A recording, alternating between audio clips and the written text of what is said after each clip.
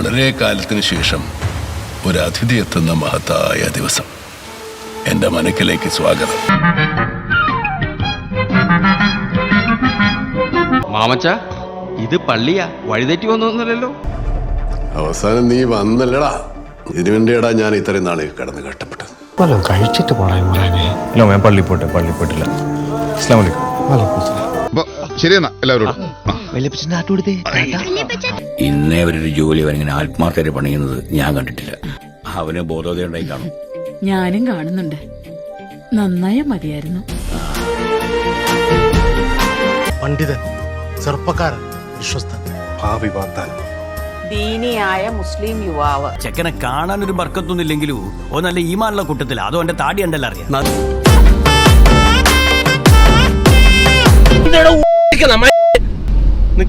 ഓനെ കണ്ടാലൊക്കെ അറിയാം. ഓനെ തീർക്കടാ. ഓനെ കണ്ടറിയാം. അസ്സലാമു അലൈക്കും വറഹ്മത്തുള്ളാഹി തആല വബറകാതുഹു. ബഹുമാനപ്പെട്ട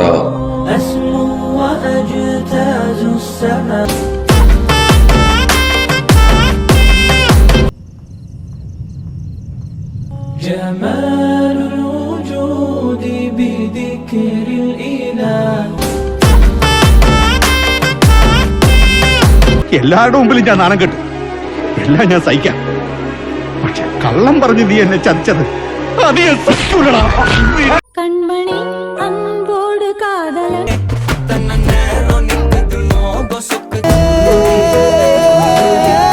നോമ്പ് പിടിക്കുന്ന മനസ്സിന് കിട്ടുന്ന പ്രതിഫല പറയുവോ എന്റെ പ്രിയപ്പെട്ട ചെറുപ്പക്കാരാ. നീ തണ്ണിമത്തൻ പറ. തണ്ണിമത്തൻ ചേട്ടാ, 4 തണ്ണിമത്തൻ.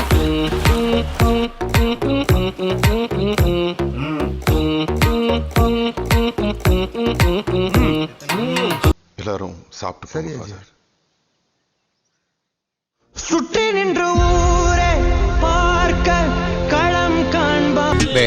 എന്തെങ്കിലും ഒന്ന് കഴിച്ചാലോ?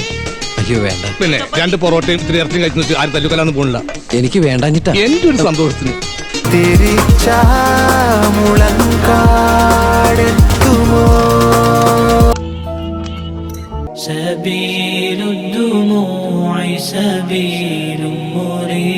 എന്താടാ എല്ലാരും? Good morning. നീ വലുത് കഴിച്ചായിരുന്നോ? ഇല്ലില്ല, കഴിച്ചില്ല. ഓ, ആമ്പിള്ളേർ ഈ പ്രായത്തിൽ വിഷമിക്കാൻ പാടില്ല. വീട്ടിൽ പോയി വല്ലതും കഴിക്കാൻ നോക്കടാ.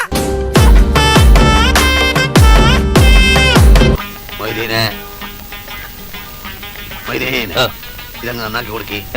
സാധനെ നിങ്ങൾ നന്നാക്കിക്കൊള്ളി. നമ്മൾ സഹായിക്കാൻ മൊയ്തീനെ നിങ്ങൾ നന്നാക്കി കൊടുക്കി. നിങ്ങൾ നന്നാക്കിക്കൊള്ളി.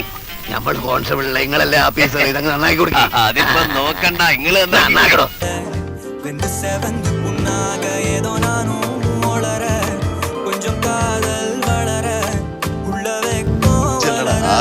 അമ്മയുടെ 16